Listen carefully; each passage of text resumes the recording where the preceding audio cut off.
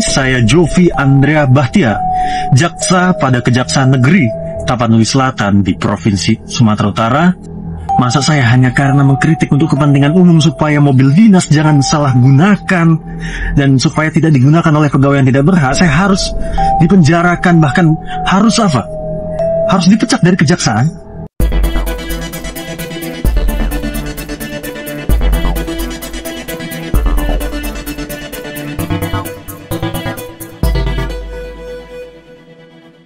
Oke guys, kembali lagi bersama dengan Koga Cirebon Official, di mana tentunya kali ini ada salah satu jaksa yang tentunya patut kita juga perbincangkan.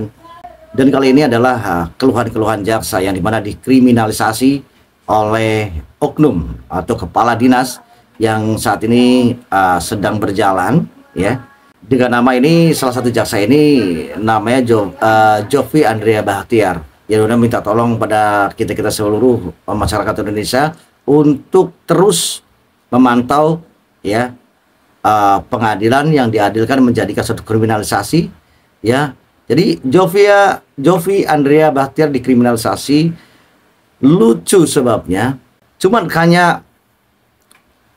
hanya karena mengkritik untuk kepentingan umum supaya mobil dinas tidak disalahgunakan untuk pegawai yang tidak berhak. Cuman gara-gara seperti itu, apakah layak seorang jaksa yang bernama Jovi Andrea Bahtiar dipecat dan diadili? Dan masih banyak tuh jaksa-jaksa yang terima suap yang sampai saat ini masih bertugas. Yuk kita lihat video seperti apa kronologisnya. Let's go.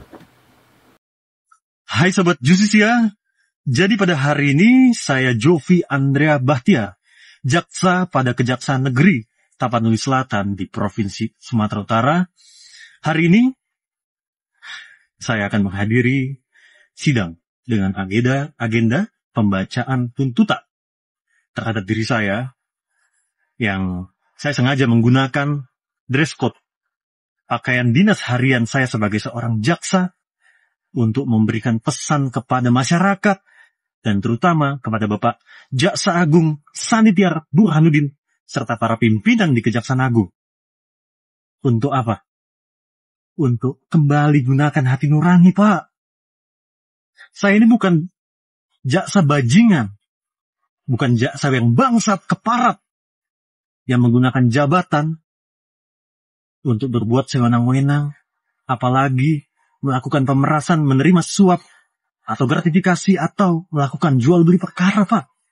Saya tidak seperti dua orang jaksa yang sempat viral beberapa tahun lalu yang namanya Yunitin Sagala atau Eva Kartika Turnip yang videonya sempat viral melakukan pemerasan pada penanganan perkara hingga puluhan juta.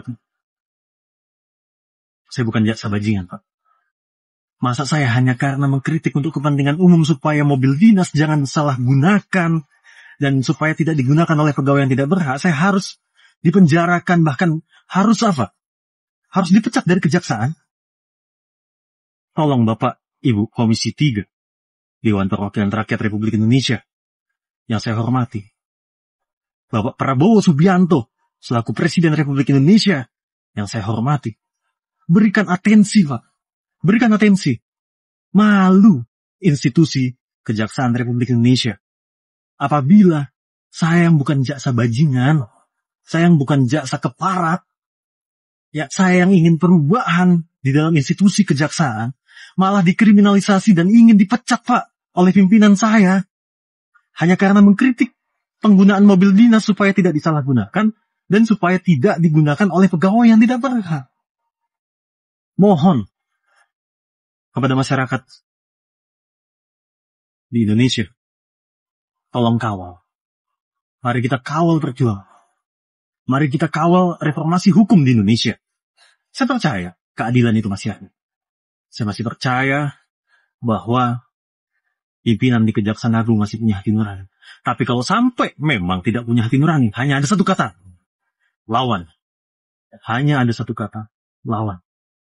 Tapi saya masih percaya bahwa Bapak Jaksa Agung Sanitiar Burhanuddin itu bukan seorang pimpinan yang hanya lip service, yang selalu menggembar-gemborkan penegakan hukum berdasarkan hati nurani. Saya yakin Bapak Jaksa Agung konsisten dengan ucapan. Saya yakin. Tapi kalau memang saya sampai dihukum, saya tidak tahu lagi harus berpikir seperti apa. Saya tidak tahu lagi harus berkata-kata seperti apa.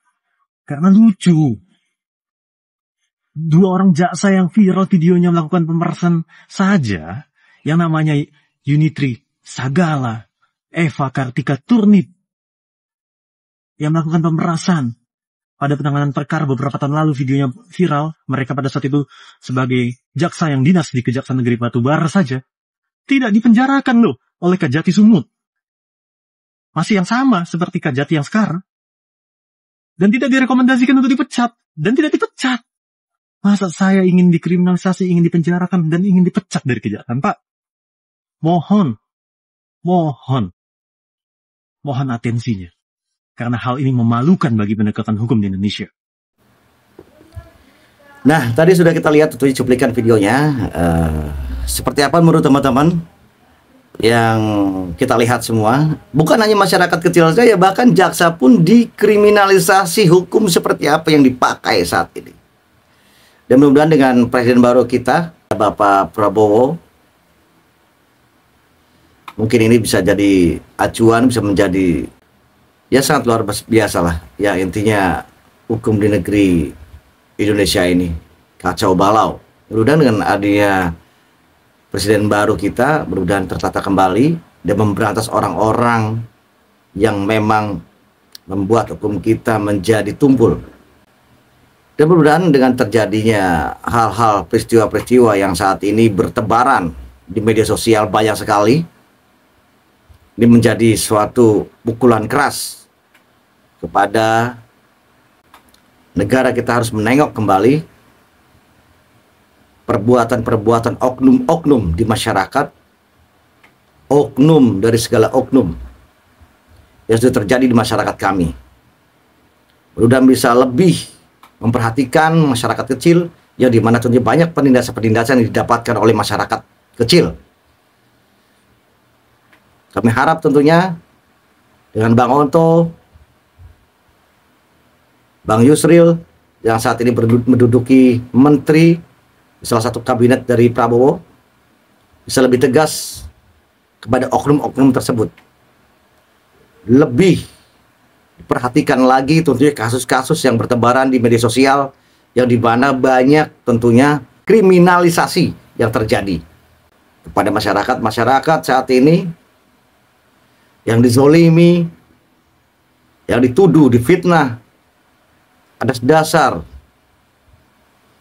undang-undang yang diberikan masyarakat kecil, segera diberantas habis oknum-oknum tersebut. Karena kekhawatiran kami ketika ini menjadi luas dengan perkara-perkara yang sudah ada dan berterbangan di media sosial, ini menghambat tentu menghambat kerja-kerja kabinet-kabinet yang sudah terpilih. Saya yakin orang-orang hebat yang terpilih saat ini bisa menangani tentunya oknum-oknum keparat seperti mereka, yang tentunya memfitnah, menuduh, sehingga masyarakat kecil lemah untuk melakukan perlawanan. Karena satu persatuan, satu kesatuan, mereka kuat. Nah, kami masyarakat kecil tidak mengenai hukum, tidak mengerti hukum, sehingga kami dibodohi dengan pasal-pasal yang diberikan oleh oknum-oknum tersebut, sehingga masyarakat kecil saat ini teraniaya dan terfitnah. Mungkin itu saja yang bisa kita paparkan dan terlihat dari video tersebut. Saya Koko Cirebon Official, pamit undur diri hadapan Anda. Gagal kata. Wassalamualaikum warahmatullahi wabarakatuh. Gunakan akal sehat kita.